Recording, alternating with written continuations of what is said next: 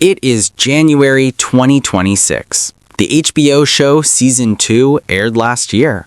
The PS5 Pro is out. Naughty Dog's new sci-fi game Intergalactic is the big hype, but not out yet. We are officially 3 years deep into the Part 1 remake existence.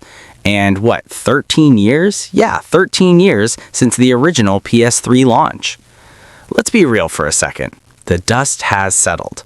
The $70 price tag controversy? That's ancient history. The HBO show? Season 2 ripped our hearts out last spring, and if you're like me, you probably reinstalled this game the second the credits rolled on the Season 2 finale. But we also remember the other history, the disaster PC launch, the accusations of Naughty Dog being a remaster factory, the fatigue. So here's the question for 2026. In a world where the PS5 Pro exists, where we're all sitting around waiting for Intergalactic to finally drop, is The Last of Us Part 1 actually the definitive masterpiece Sony said it was? Or is it just a pretty coat of paint on a skeleton that's starting to creak?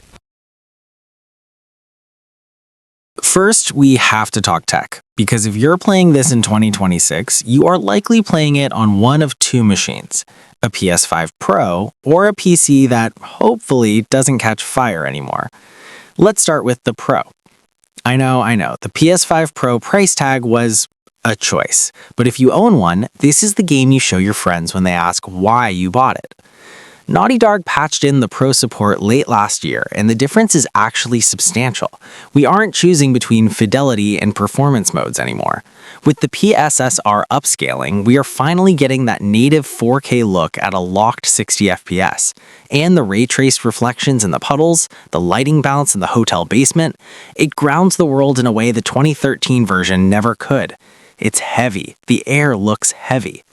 And for my PC crowd, congratulations, we made it. It took Iron Galaxy and Naughty Dog about, 18 months to fully fix it? But playing this now in 2026 on an RTX 50 series or even a high-end 40 series card, it's flawless.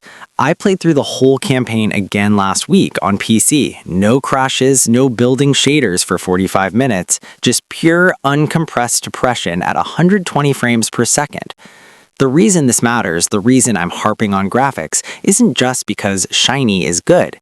It's because The Last of Us was always about acting. In 2013, we had to use our imagination to fill in the blanks of Joel's grief. In 2026, you can see the bloodshot capillaries in his eyes when he lies to Ellie. You see the hesitation. The remake bridged the gap between video game acting and, honestly, cinema. And 3 years later, it's still the best facial animation in the industry. Nothing else has beaten this yet, not even close. But pretty graphics don't fix arthritis, and that brings us to the gameplay. This is a 2013 game. When Part 1 came out in 2022, there was a lot of noise about how they didn't add the dodge mechanic from Part 2. People were mad. They wanted Joel to be diving prone into grass like a Navy SEAL. But playing it now, with 2026 hindsight, I'm actually glad they didn't change it. Hear me out. Joel isn't Ellie. In Part 2, Ellie is young, fast, and agile. She should be dodging. Joel is a 50-year-old bricklayer with bad knees and 20 years of trauma. He should play like a tank. The absence of the dodge button forces you to play differently. You have to commit. If you get cornered, you can't just circle button your way out of it. You have to shoot, or you have to punch, or you die. However, we do need to talk about the level design. This is where the cracks show. In 2026, we are used to open-ended sandboxes. We're used to creative problem solving. The Last of Us Part 1 is strictly enter room, hide behind a waist-high wall, kill guys, move crate, leave room. The floating pallets and convenient ladders stand out a lot more now. It feels gamey. It feels like a PS3 game. The enemy AI is significantly smarter in the remake. They flank you, they communicate, but they're still running around in arenas that were designed when Obama was president. Does it ruin the experience? No. The gunplay is punchy, the sound design is terrifying, and the gore system from Part 2 makes every shotgun blast feel consequential. But if you're coming here expecting the fluidity of modern shooters, you're going to feel the age. So why replay it? Why spend money on this in 2026? Because of the context.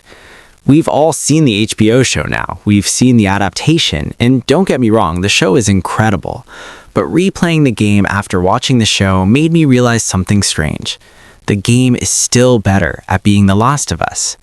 The show had to rush. It had to cut the silence.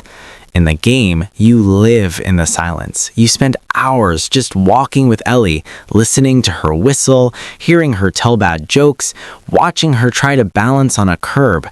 Those 15 hours of gameplay aren't filler, they are the bonding.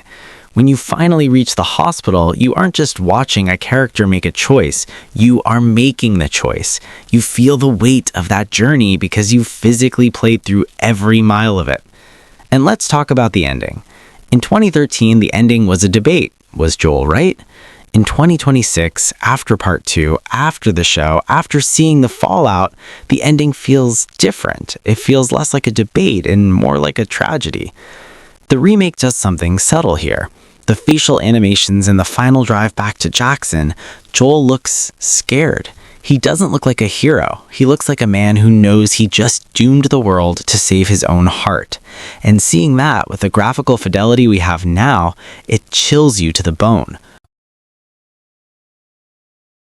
We also have to look at where Naughty Dog is right now.